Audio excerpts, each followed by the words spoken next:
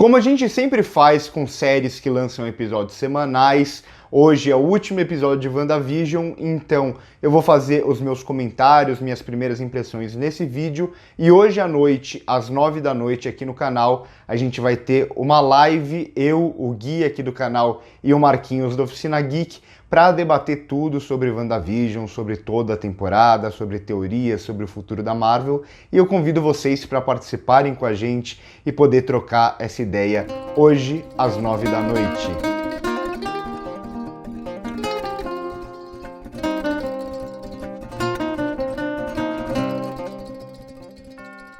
Nos últimos dias saiu uma declaração do Matt Shakman, que é o diretor de todos os episódios da série, e isso eu acho muito bom, tá? Eu gosto muito quando uma série ou uma minissérie escolhe um diretor para dirigir todos os seus episódios, a gente vê muito mais uma visão criativa coesa e tudo mais, e é isso que a gente consegue enxergar aqui em WandaVision, e ele deu essa declaração falando que o final poderia decepcionar alguns fãs que especularam demais, que fizeram várias e várias teorias, e esse final talvez não tivesse a teoria que muitos fãs fizeram. E aí a gente chega num ponto importante. Quem criou essa ideia de Mephisto, ou talvez de Pesadelo, ou de Quarteto Fantástico, ou de Mutantes, tudo isso, quem teve essa ideia de que poderia aparecer em WandaVision, fomos nós, foi o público. Então a série ela nunca se propôs a fazer isso, ela nunca se propôs a trazer o Mephisto, a trazer toda essa grandiosidade.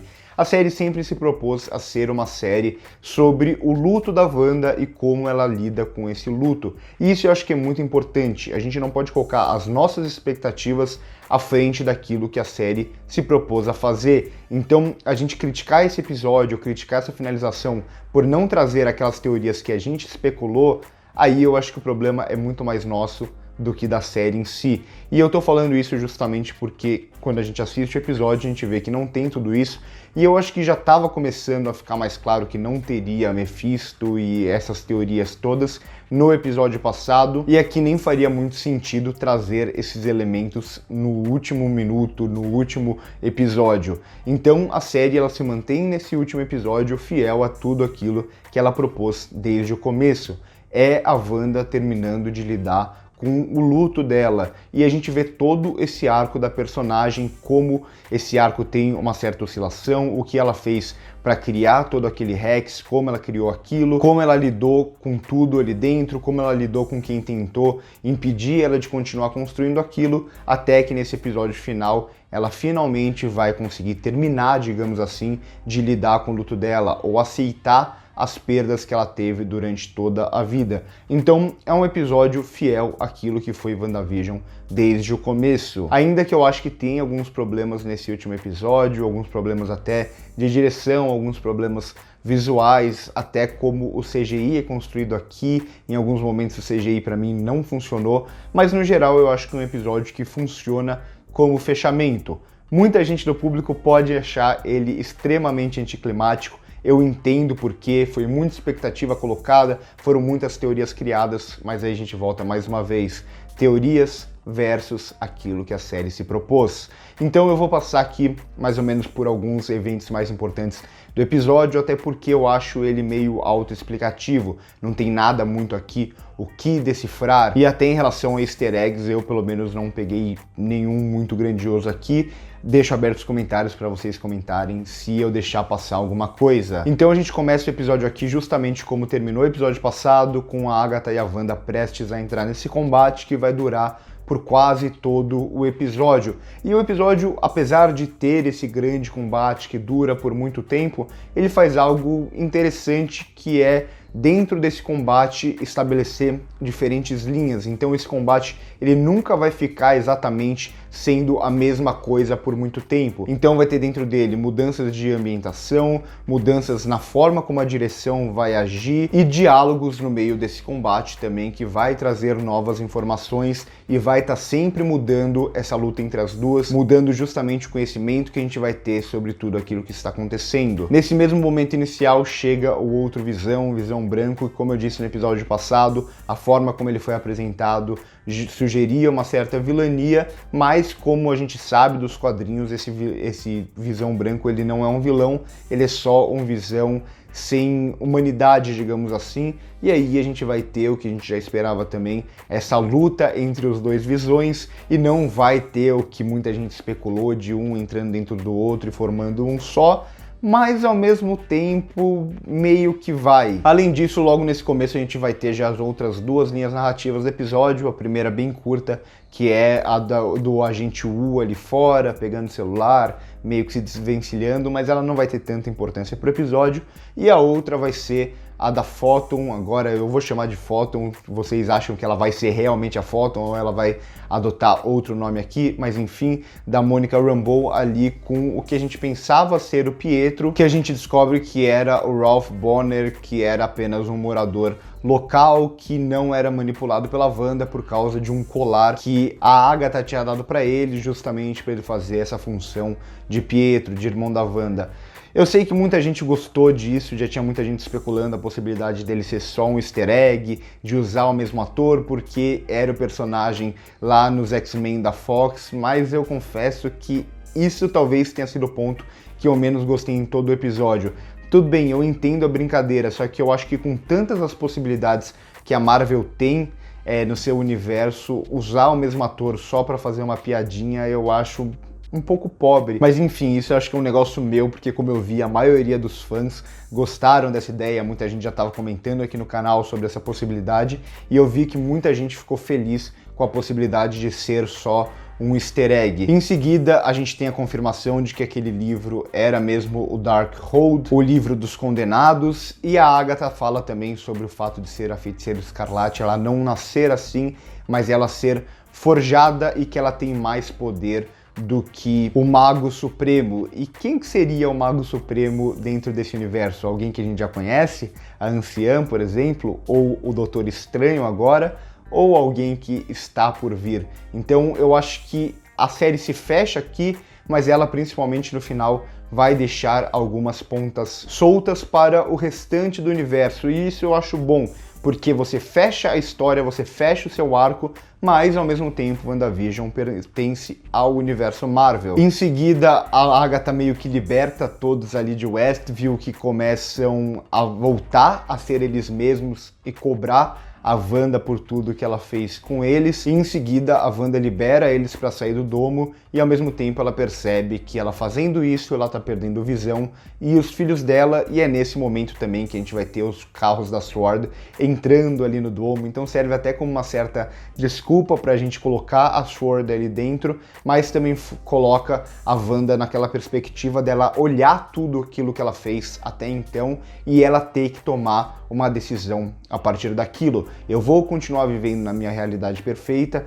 e fazendo muita gente sofrer, ou eu vou finalmente aceitar tudo aquilo que eu perdi e lidar com aquilo. E eu acho até curioso que nesse momento, quando a gente vê os filhos dela e o Visão meio que se desfazendo, a gente percebe aquele efeito do estalo, né? Meio que o efeito do estalo do Thanos, então parece que a Marvel vai usar bastante isso quando a gente vê alguma coisa se desfazendo, alguma coisa se perdendo no espaço. E eu acho engraçado também que no momento seguinte, quando ela fecha o Rex novamente, a gente vê toda a família junta ali, né? Ela, o Visão e os dois filhos. E pra mim aquilo foi Os Incríveis totalmente, assim, tem uma cena, um plano dos Incríveis que é exatamente igual àquilo. Não sei se foi uma referência, mas pra mim serviu como. E aí depois disso a gente volta a ter o conflito entre a Wanda e a Agatha, então como a gente pode ver, o episódio ele vai criar esses vários momentos de conflitos e vários conflitos diferentes com algumas pausas no meio, e também a gente vai ver o confronto final entre os dois Visões, que pra mim soou bastante interessante a forma como aquele conflito acaba. Meio que os dois têm o mesmo poder, aquilo não ia sair muito daquele lugar, e aí a gente vai para o campo mais da inteligência, porque eles são como se fossem dois computadores que têm meio que um certo questionamento sobre quem eles são e tudo mais. E aí o Visão do Rex, o Visão que a gente estava conhecendo desde então, meio que convence o Visão Branco usando a teoria ali do navio de Teseu.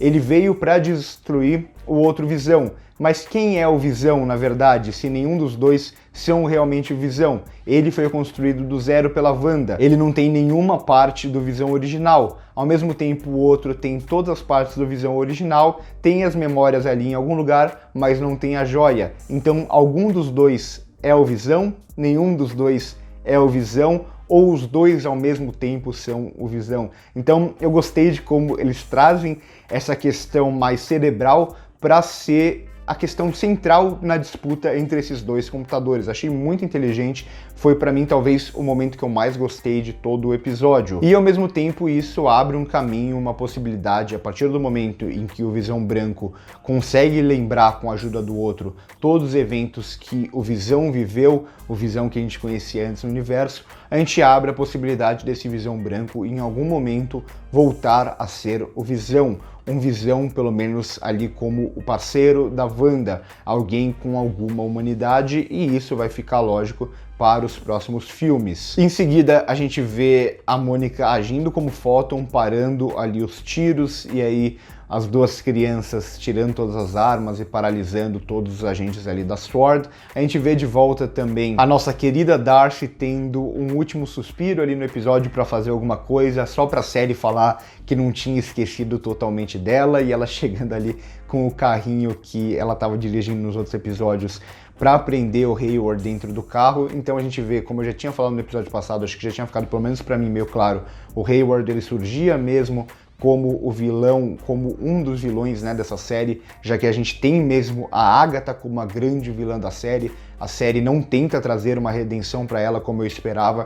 Eu achei isso bastante interessante, eu ainda acho que a Agatha vai ter alguma função dentro do universo Marvel, eles não vão desperdiçar a Catherine Kane, ela é uma grande atriz, a Agatha tem uma importância muito grande nos quadrinhos, uma importância muito grande para Wanda, e eu acho que ela vai ser reutilizada em algum momento do universo Marvel. E aí, finalmente, no final do conflito das duas, que a gente vê a Agatha ali tentando absorver o poder da Wanda, era justamente isso que ela queria, era o poder da Wanda mesmo. A Wanda, ela usa um artifício, como ela descobriu tudo isso, a gente não vai saber muito bem, mas ela usa um artifício que já tinha sido mostrado antes na série, no formato de foreshadowing, que são as runas. E o Rex nada mais era do que a casa da Wanda, o lar da Wanda em toda a série. E como a Agatha tinha falado no outro episódio, no covil dela, onde era o espaço dela, quando ela faz aquela runa, nenhuma outra feiticeira vai ter poder ali dentro, e é justamente isso que a feiticeira Escarlate aqui vai fazer para vencer a Agatha e depois transformá-la mais uma vez em a vizinha. E nesse sentido, no final da série, a gente vai ter a Agatha como a única sendo manipulada, a única não vivendo a própria vida. E nesse momento a gente tem também a Feiticeira Escarlate virando Feiticeira Escarlate dentro do universo Marvel. O que eu quero dizer com isso? A gente já tinha visto ela na série com aquela roupa dos quadrinhos e tal, como uma fantasia, mas aqui a gente vê qual vai ser a roupa dela no universo Marvel. Então, igual o Visão não tem um visual exatamente igual ao dos quadrinhos, é óbvio, a Feiticeira Escarlate, eles fazem o easter egg dos quadrinhos, mas aqui ela vai ter um visual que lembra aquele, mas é um visual um pouco mais moderno, um visual mais próprio que caiba dentro do universo Marvel. E também a gente vê que aquilo que ela tinha visto na joia, que parecia ela, né, parecia a roupa de Feiticeira Escarlate, realmente era uma visão dela no futuro. Então a gente vai ter todo aquele plano muito parecido com aquele que ela tinha visto na joia, aqui de novo com ela se transformando em Feiticeira Escarlate. E no final a gente tem ela finalmente aceitando todo o luto e se despedindo do Visão, destruindo o Rex, né, fazendo o Rex virar a zero, a casa se transformando de novo ali em praticamente nada. E a cena deles dois conversando ali é muito bonita, mostra mais uma vez a paixão que um tem pelo outro, o Visão finalmente conseguindo se entender um pouco o que ele realmente é, que é um conflito do personagem desde sempre. Eu gostei muito dessa cena, eu acho que ela funciona muito dramaticamente, pelo menos pra mim. E aí a gente vai ter algumas pontas pro resto do universo que eu acho que dá pra gente debater hoje à noite na live, mas a gente vê aqui a Agatha falando pra Wanda que não sabe o que ela liberou, então aí a gente já tem uma ameaça sugerida chegando em algum momento do universo, o que pode ser lá no filme do Doutor Estranho que a Wanda vai fazer parte. E a gente tem também mais uma ponta a ser seguida pela Photon aqui, né, pela Mônica, na primeira cena pós-crédito, que é ela conversando ali com a Skrull, que aponta para o céu, sugerindo o espaço. Então, a sequência da Mônica no universo Marvel deve ser no espaço, se ligando com a Capitã Marvel, se ligando com os Skrulls. E aí a gente tem a segunda cena pós-crédito, que é a Feiticeira Escarlate conseguindo o conhecimento dela, né? Porque a Agatha deixa bem claro que ela tem o poder, ela só não tem o conhecimento para usar aquele poder, e aí ela lendo o Darkhold e atingindo aquele conhecimento em um plano que vai lembrar muito o de Doutor Estranho ali no Guerra Infinita. Então já começa a sugerir mais um pouco da ligação desses dois personagens que vão aparecer junto no próximo filme do Doutor Estranho. E também ela escuta um chamado ali do filho dela, e aí vocês especulem se é a possibilidade do filho dela reencarnar em algum lugar, como acontece nos quadrinhos, no corpo de outra pessoa. Então por hoje é isso, o vídeo mais longo, último episódio. Curte o vídeo se gostou, se inscreve no canal se ainda não é inscrito. Comenta aí embaixo se eu deixei passar alguma coisa, se você tem alguma visão diferente sobre algo que eu falei, se você achou esse episódio muito bom ou se você achou ele um pouco anticlimático. Por hoje é isso e corta.